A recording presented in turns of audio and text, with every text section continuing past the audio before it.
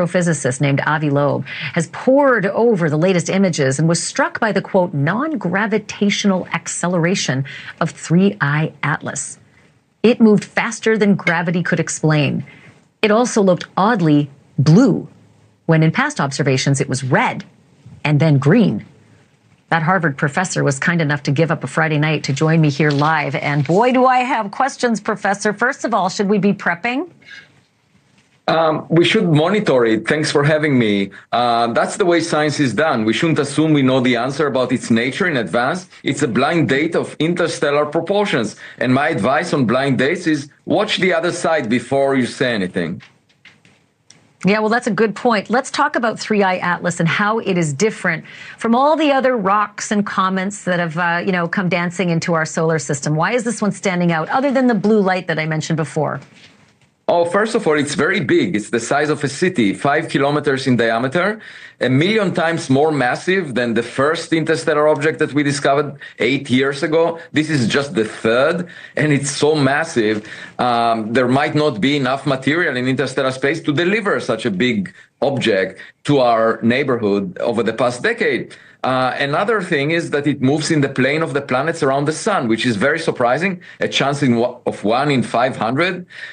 It shed some nickel without much iron, which is very surprising because the only place we find nickel without iron is in industrial production of nickel alloys. And most recently, as you pointed out, it actually showed some non-gravitational acceleration. There was some propulsion that moved it away from its original trajectory. And I would have expected that it would lose 10 to 20% of its mass as a result of the recoil from that mass loss. And we don't see any cometary tail around it in recent days after it passed closest to the sun on October 29th. So all of these are anomalies. There are 10 of them. I didn't list all of them. And that's what makes me ask the question, is this technological in origin? Because when you have a visitor to your backyard, you better know its nature. Otherwise, it might show up at your front door. And we can't afford to just adopt the most likely interpretation, which is that it's a natural object. I have heard you say before that sometimes there could be a smarter kid on the cosmic block, and that we should be, paying attention, because what if it releases probes? We do that. We go outside our solar system and we release probes. There's something about the glow that I've heard you mention before as well, that it glows toward the sun instead of away from the sun. Is that the way most comets glow, away from the sun, and this one's all backwards? Yeah, that was during July and August, and usually cometary tails are made of dust and gas, and those particles are getting pushed away from the sun by the solar radiation, the solar wind. In its case, we saw that there is a jet pointed towards the sun, exactly the opposite. It's called an anti-tail, never observed before except some optical illusions where we thought that something is headed towards the sun, but not really. It was always, for a good reason, headed away from the sun. So that's another anomaly that it shows. And with all the others, I'm recommending collecting as much data as possible in the coming weeks before we figure out what this object is. Because, as you said, we sent the equipment out of the solar system, and maybe there was another civilization that did that a long time ago. Because after all, Elon Musk may not be the most accomplished space entrepreneur since the Big Bang, 13.8 billion years ago. So let me ask you this. Listen, I've been stalking you. It's a bit weird, but I am fascinated with everything you say. And something you said really stood out to me, which was that it's supposed to be getting closer to Mars by the end of the week. And I wasn't sure if it was this week or next week, because I know that we have orbiters and rovers on Mars. Do you think that if it gets closer to Mars, our orbiters and our rovers will get a better peek at it and tell us exactly what it is that's coming our way?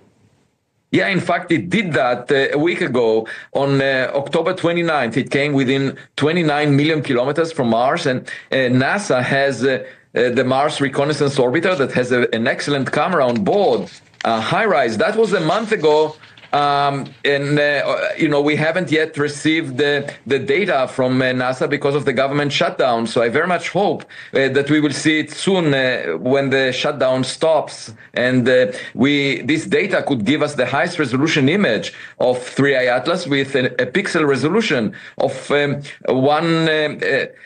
order 30 kilometers. This is still bigger than the size of the object, but it would inform us about the material flowing out of it, the geometry of that, and any other details. It's 3 times better in resolution than the best image we had before that from the Hubble Space Telescope. So there's a Florida representative as well as a megastar named Kim Kardashian who are demanding, I think you are as well, that NASA open up the files and tell us what they have on this thing. What is it exactly you think NASA may have that they're not sharing? Well, they have this best image of 3i Atlas from October 2nd to 3rd. We would love to see it. They said due to some bureaucratic rules, they're not able to release it. I don't think science should be sabotaged by politics, the politics of the day. And I asked Kim Kardashian if she's interested. I would love to have her on my research team of 3i Atlas.